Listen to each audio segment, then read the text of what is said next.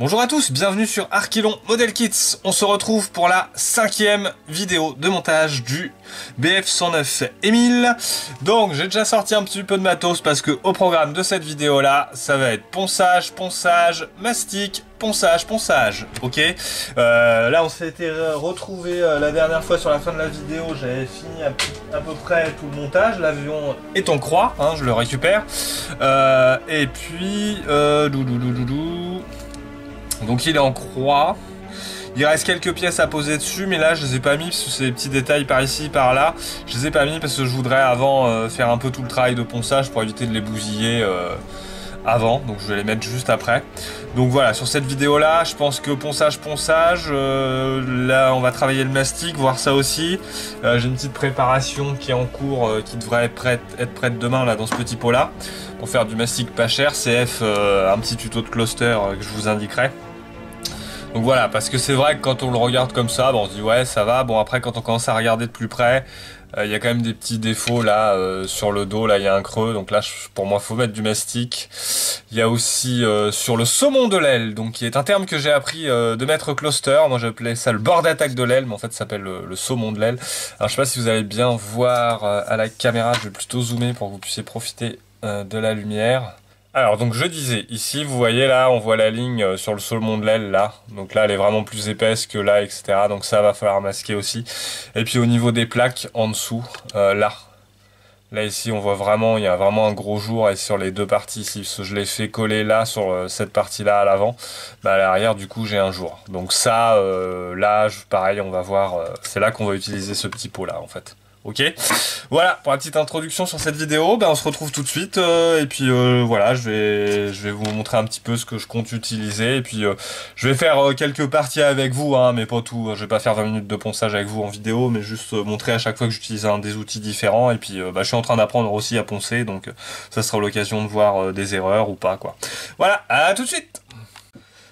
Alors le premier outil que je vais utiliser, c'est les feuilles éponges là de chez Tamiya. Donc là j'ai du 1000, du 2000. Bon, j'ai utilisé déjà du 1000 pour faire des tests. Là j'ai fait les parties ici qui sont sous les volets, où j'avais plein de traces de colle. Donc là on les voit plus du tout, hein, elles sont toutes parties. Je vais plutôt zoomer que de monter l'avion. Vous voyez là, voilà. Alors, il reste là une petite auréole.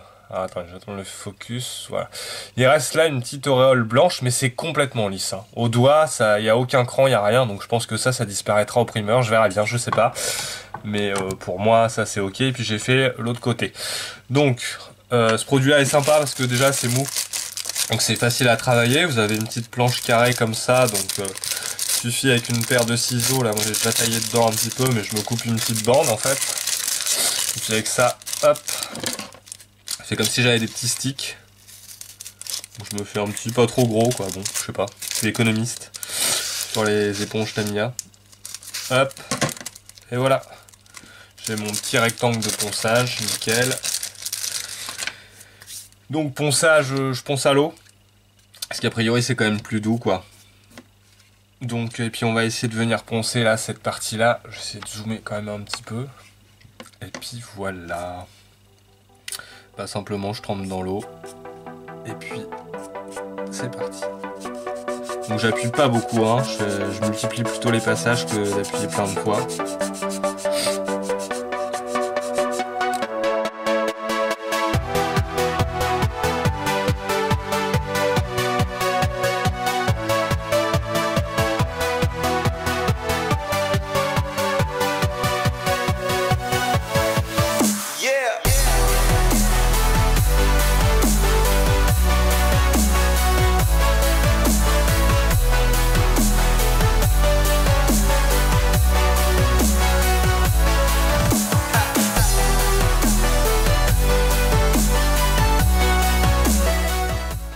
Donc alors pour ce premier travail de ponçage terminé, j'ai fait tous les saumons de l'aile là, toutes ces parties là, partout ici, sur les deux ailes.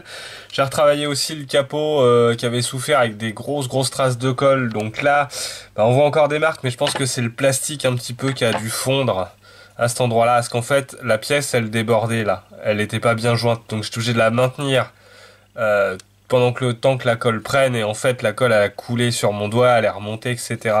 Donc bon, là c'est tout lisse, hein, comme une peau de bébé, mais c'est vrai que là on se retrouve avec une petite marque ici, et je pense que bon, j'ai avoir du mal à la récupérer. Donc voir peut-être avec du Beauty, je vais peut-être y arriver. Voilà, donc sinon j'ai poncé le reste par là, en dessous un petit peu cet endroit-là. Là aussi j'ai bien Là aussi j'ai bien rattrapé, je vais dézoomer. Voilà. Donc poncer le dessous, le dessus, tous les bordels saumon de l'aile. Ici, les côtés là aussi, j'avais des marques, là on les voit presque plus, c'est pas mal. Donc je pense qu'une fois qu'on va mettre le primeur, ça on va plus voir grand chose, ça devrait bien couvrir. En plus j'ai commandé là en Pologne, parce que je les ai pas trouvés ailleurs, le microfiler là de micropolisseur là de chez Aka, cet après là, le même que Ploster en fait. Donc ça devrait me corriger ces petits détails là. Bon par contre je pense qu'il va falloir que je refasse peut-être un peu de gravure là. Là, faut que je regarde, quoique le trait doit pas aller en bas ici, donc c'est assez normal. Non, ça va peut-être le faire niveau gravure, je sais pas, on verra à la fin. Donc, là, ce qu'on va faire... Hop, ellipse, rewind. Non, j'ai oublié juste. Donc là, pour poncer, j'ai utilisé la petite éponge Tamiya 1000. Et puis un peu plus corsé du P600 en feuille, parce que là, j'ai que cette en matière comme ça pour les endroits où ça avait un petit peu plus de mal à partir, donc j'ai passé un petit coup de P600 puis après un petit coup de P1000 derrière quand même pour reniveler bien propre, mais bon à certains endroits vraiment avec le 1000 c'est pas assez fort, j'avais vraiment du mal à les enlever, donc voilà un petit coup de P600 vraiment tout léger, tout doux, tout doucement à regarder à chaque fois, vraiment faut vraiment prendre son temps en fait sur cette phase là. Puis moi je vous cache pas que c'est un truc qui me stresse pas mal, le ponçage, je sais pas pourquoi, mais ça me stresse plus que d'autres trucs qui sont sans doute plus compliqués, mais je sais pas, j'ai peur de tout bousiller, de tout ruiner, d'abîmer la forme de l'avion, d'effacer tout, de faire un trou dedans presque, voilà. Donc je sais pas, je pense qu'après cet avion-là, je serai beaucoup plus détendu sur les prochains. Alors, je vais changer d'outil. Pour aller poncer toute cette partie-là et toute cette partie-là, et puis je pense que j'aurais pu faire les bordels là. Je vais utiliser un outil que je viens d'acquérir, cette petite machine de guerre, donc avec des petits rubans là, bon Cluster les a déjà présentés ces outils là, donc a priori j'ai pris les références, c'est pas écrit en fait, alors le rouge c'est du 600 grit, a priori c'est plutôt un polisseur, c'est même sûr, après il y a un beige en 400, mais alors moi je pense pas l'avoir, il y a un gris en 320, un orange en 280, et le noir en 150, donc en gros plus c'est quoi? Non, bah non, pas plus, c'est quoi? Donc, moi, faut que je prenne le gris. Est-ce que le 600, ouais, beige 400, donc le gris 320, ça doit être celui-là. Je vais commencer le moins rude. Hein. Donc après, voilà, c'est tout bête, hein, c'est un arceau en métal anodisé, là, hop. J'enlève mon truc de polissage. Je viens mettre cette petite partie-là dessus, le petit ruban, là. Alors, la marque, c'est Flex E-File. Alors j'ai vu après, en fait maintenant ils en font à moitié en noir là. En fait au lieu d'être tout plat comme ça, ils sont incurvés vers le bas, paf, comme ça en fait. Et c'est vrai que pour être au-dessus du modèle, là vous voyez, je suis obligé je vais être comme ça. Et lui en fait naturellement, il vous permet de le tenir comme ça et ça arrive tout droit dessus. Que là je peux être gêné en fait. Donc voilà, si vous voulez acheter ça, regardez sur les sites marchands quoi. Donc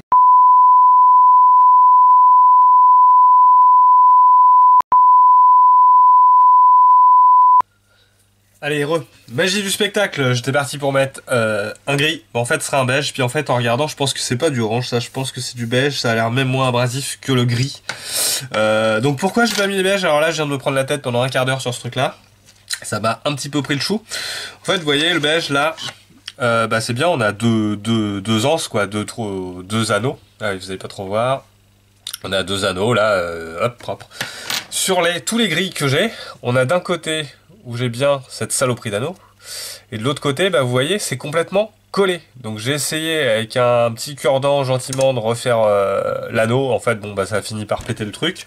Et si je prends un autre gris, eh bien, ils sont tous comme ça. J'ai un côté qui forme bien l'anneau, donc on peut attacher, il n'y a pas de souci. Celui-là, là, hop, vous voyez, hop. Mais celui-là, impossible, c'est complètement collé. Donc faut que je vois avec Oops Model, je fais une petite réclamation là-dessus, parce que bon c'est quand même pas donné pour une pauvre barre en métal et des petites bandes de ponçage. Donc bref, bon, voilà, c'est les aléas du direct je dirais, puis du maquettisme, hein, les petits trucs, tout va pas toujours bien. Donc voilà, je vous proposais d'essayer ce petit produit là. Donc ce que je vais faire, c'est que je vais l'essayer plutôt sur le dessous, hein, comme ça si ça déconne. Voilà. Après, ce que je disais, le ponçage, ça me stresse, c'est parce que je l'ai jamais fait. Et comme tout ce qu'on n'a jamais fait, l'inconnu, ça stresse. On a beau regarder des centaines de tutos, pardon, sur le sujet ou autre. Quand c'est nous qui avons le matos dans les mains et l'avion de l'autre côté et les heures qu'on a déjà passé dessus, bah du coup ça fait pas la même quand même. C'est vrai qu'en regardant la vidéo on se dit ouais ça va aller, ouais ok, et puis en fait bon tant qu'on l'a pas fait, bah on sait pas. On sait pas. On part au moins avec une bonne base parce qu'on a à peu près la méthode pour déjà bien le faire. Donc ça c'est cool. Mais après sur la réalisation c'est quand même bien à nous là d'aller d'y arriver. Donc je vais attaquer cette partie là gentiment. Donc là, vous voyez, en fait, ce que je fais, je pense qu'au début, c'était tout. Vous voyez, quand j'appuie, ça détend, en fait. Et là, je l'ai laissé tendu. Et je pense que c'est moins bien. Je pense qu'il faut, voilà, faut appuyer un petit peu sur la partie en métal pour qu'il soit bien courbe. Voilà. Et qu'il vienne bien épouser l'arrondi pour qu'on perde pas l'arrondi. Voilà. Par contre, oui, c'est pareil, ça, on peut le faire à l'eau, en fait.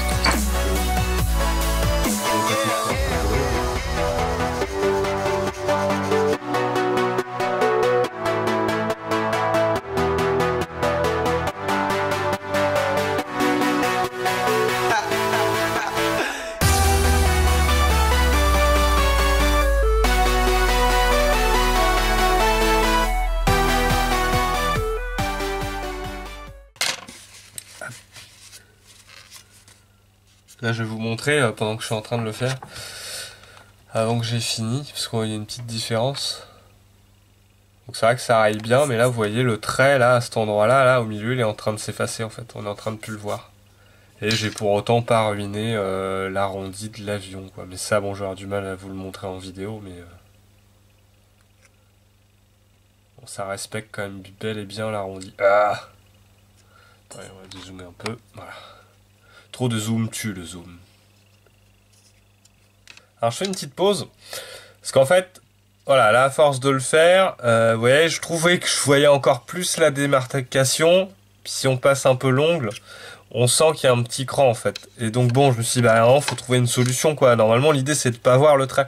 Et là vous voyez, sur celui-là, là vous voyez plus le trait. J'ai insisté un petit peu plus, je me suis dit de toute façon faut y aller. Hein, et là c'est devenu... J'avais le cran aussi, hein, mais là, du coup, c'est devenu tout lisse, et j'ai plus du tout le cran, et là, nickel. Alors, c'est tout rayé, mais après, vu que pour moi, je vais essayer de lustrer un peu quand même, puis après, en mettant l'après, normalement, de toute façon, ça sera complètement transparent. Hein. Là, je vais un peu dans l'inconnu. Donc voilà, c'était pour faire la petite pause, pour montrer vraiment bien la différence entre les deux. Attends, j'essaie de zoomer. Voilà. Et alors, c'est tout rayé, hein. Moi, c'est vrai que ça me fait un peu peur, mais mon trait, là, a disparu. C'est vraiment fondu, donc je pense qu'il faut arriver à ça en fait, à peu près. Et du coup on n'a pas de cran, là c'est tout beau, tout lisse quoi. Donc voilà, allez je continue, on se retrouve à la fin. Alors, de retour, j'ai terminé le travail de ponçage, donc pour vous ça n'aura pris que quelques minutes, pour moi en gros j'ai mis à peu près 5 heures, 5h30 à poncer avec les différents outils que vous avez vus dans la vidéo. Donc j'ai terminé tout le dessus ici, je vais vous zoomer un petit peu. Donc voilà à peu près où j'en suis. Donc j'ai vu John sur le forum, je te remercie, qui m'a dit que faire attention parce que la ligne horizontale là, en fait, sur le modèle, elle est visible. Et c'est vrai, j'ai vérifié sur les photos, on la voit. Celle du dessous aussi est visible. Alors par contre c'est ultra light, hein. Sur les modèles que j'ai vus, les vrais modèles, c'est très très light. Je pense plus presque que c'est du pré-ombrage que je vais faire pour la faire ressortir celle-là. Autant celle du dessus, je vais venir la regraver gentiment, hein, comme tous les côtés d'ailleurs. Je vais regraver un petit peu les lignes, j'ai acheté quelques outils pour faire ça, j'ai reponcé là, puis après bah, tout le reste, hein, les ailes, etc. au niveau de la queue.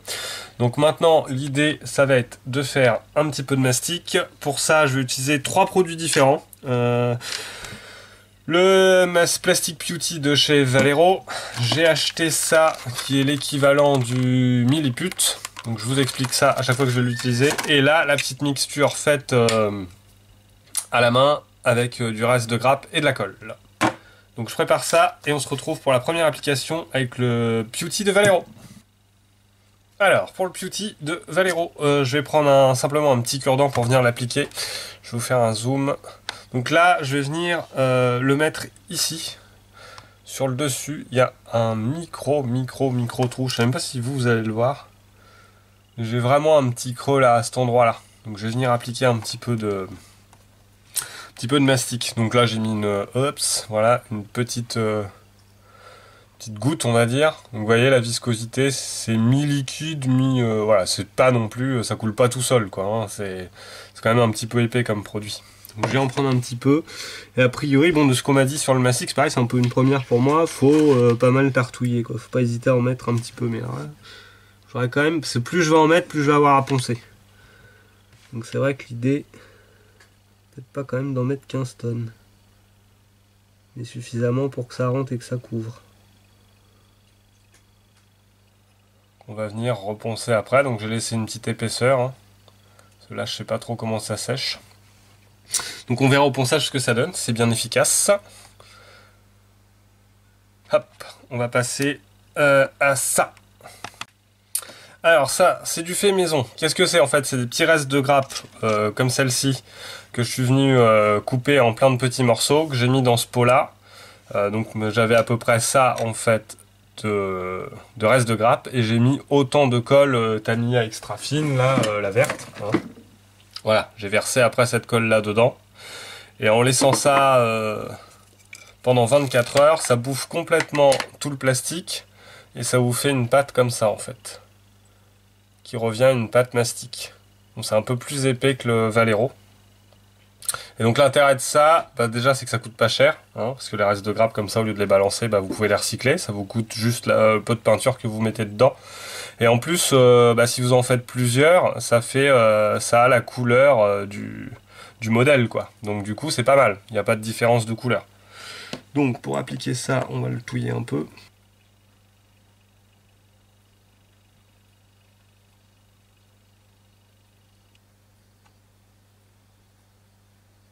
Peut-être venir se faire un petit outillage en plastique pour poser ça. Ça colle vraiment bien au cure-dent en fait.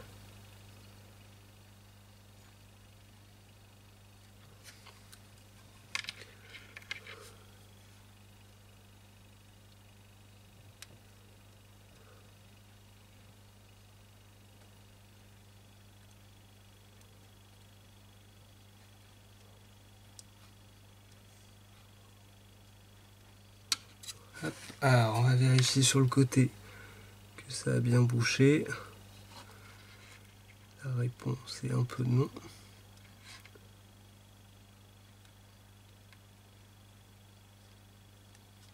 Je pense que je vais venir remettre bien appuyé. Hop. Toujours dans le cadre.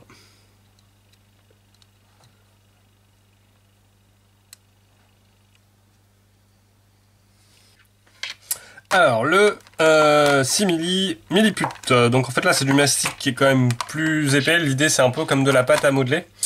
Ça on va s'en servir pour boucher des trous qui sont quand même plus gros, là c'est assez large sur cet endroit là. Donc tout ce qui est masque liquide il va se creuser, il va se fissurer, ça marchera pas. Éventuellement la partie là en plastique de récupération, ça je pense que ça marcherait. Donc ça c'est une autre alternative en fait, qui fonctionne comme une pâte à modeler et qui est là pour refermer les trous ou creux beaucoup plus gros.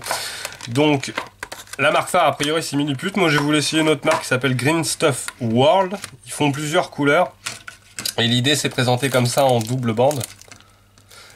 Et l'idée c'est comme de la pâte à modeler, c'est de couper les deux morceaux des deux matières différentes et quand on les reconstitue, je vais les mélanger, ça va faire comme de la pâte à modeler et après ça devient très très dur au durcissage et ça bouche en fait. Donc a priori en température ambiante j'ai environ 90 minutes pour utiliser le produit avant qu'il durcisse. Alors est-ce qu'il... non, c'est un marquage. Ok, donc je vais pas en prendre beaucoup hein, parce que j'ai pas grand chose à faire. Je vais le couper au scalpel, donc l'idée c'est de faire un mélange à peu près de la même épaisseur du produit. Hein. On va faire vraiment une petite bande comme ça. Donc c'est vendu en différentes longueurs. Ouais, on va le tailler un peu là, parce que je pense que là... alors c'est assez épais, hein. Là, ça doit être 15 cm. Il y avait aussi du 30, 60, 90, donc plus c'est long, plus c'est cher. Mais bon, là, je pense qu'on aura pour un petit morceau. Déjà, là, je pense que j'en ai pris beaucoup trop. Ouais, l'idée de tester un peu ce produit-là. C'était honnêtement moins cher que le millipute en fait. Bon, il y en a peut-être moins aussi. Le millipute, ça fait 2 gros rondins en fait.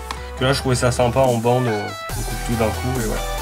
Donc l'idée, c'est de mélanger ça ensemble. Donc là, pareil, hein, pour moi, c'est une première.